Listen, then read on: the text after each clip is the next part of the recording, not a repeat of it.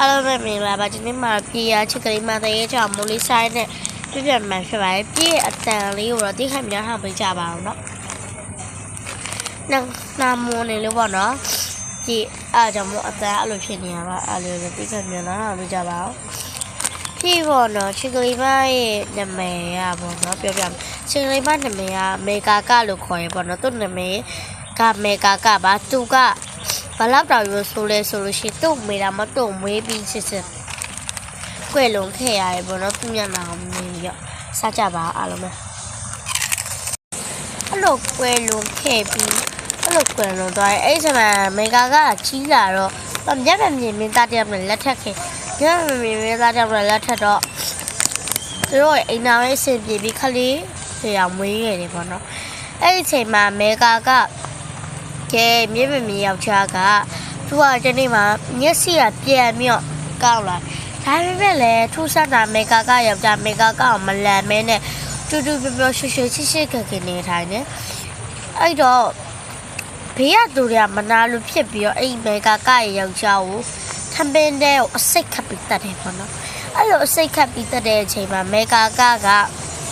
အဲ့ဒီစိတ်ကပေါ့နော်တည်စီတဲ့အစိတ်တော့မဟုတ်ဘူးပေါ့နော်မေ့လဲတဲ့အစိတ်နော်မေ့လဲတဲ့အစိတ်ကိုခတ်ခဲတယ်ပေါ့နော်ခတ်ခဲတော့မေကာကဒါကိုချူပြီးတော့သူ့ယောက်ျားစားမယ်ထမင်းမကောင်းဘူးသူ့ယောက်ျားကိုမစားမယ်သူကဘွေစားသူကတတိမေ့သွားခဲ့အဲ့ဒီချိန်မှာ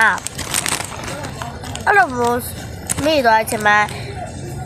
သူ့ယောက်ျားပေါ့နော်သူ့မိန်းမအစိတ်ခတ်တယ်ဆိုတာတိလိုက်တော့သူ့အစိတ်ခတ်တယ်ဆိုတာတိလိုက်တော့သူ့မိန်းမကလည်းသူ့အစိတ်ကိုစားလိုက်တယ်ဆိုတာတိလိုက်တော့သူ့မိန်းမတေးပြီလို့ပဲမှတ်ပြီးတော့သူကတချို့ဖို့လုပ်ခဲ့တယ်တော့ပေါ့နော်အခေါက်ပြည့်တယ်ပေါ့နော်အခေါက်မှာကျတော့အဲ့ချီနှစ်ပတ်ပေါ့နော်ချီနှစ်ပတ်ပေါ့လို့ချီရတယ်လေဟဲ့လားအဲ့လိုချီရတဲ့ခါရှိအဲ့လိုချီရတော့သူတို့အိဒီက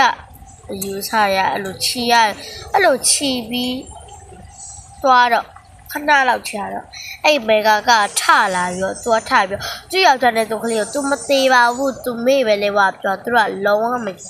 အချိန်မှာမေကာကလည်းသူကအဲ့မြောက်ကြီးတစ်ခုနာတော့သူကခေါ်ဆွနေပေါ့နော်တွားပြီး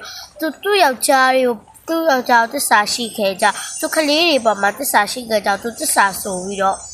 အဲ့မြောက်ကြီးကိုခုံလိုက်တာသူရသွားတယ်ပေါ့နော်ခုံနိုင်သွားတယ်ဒါပေမဲ့သူတစ္ဆာမဆိုထားပဲလေမြောင်ချင်းလေးကိုခေါ်လိုက်တဲ့အချိန်မှာမြောင်ချင်းလေးကိုမခုံနိုင်မနဲ့သူတီးသွားခဲ့အဲ့ဒါကြောင့်မို့ချစ်ကလေးမပေါ်လာပေါ့နော်နောက်ထပ်သေးကြောက်လေးဓာတ်ထောက်ခြင်းလို့ရှိရင်လည်း subscribe လေးလုပ်ပေးပြီးတော့ comment လေးရေးခဲ့ပေးကြပါ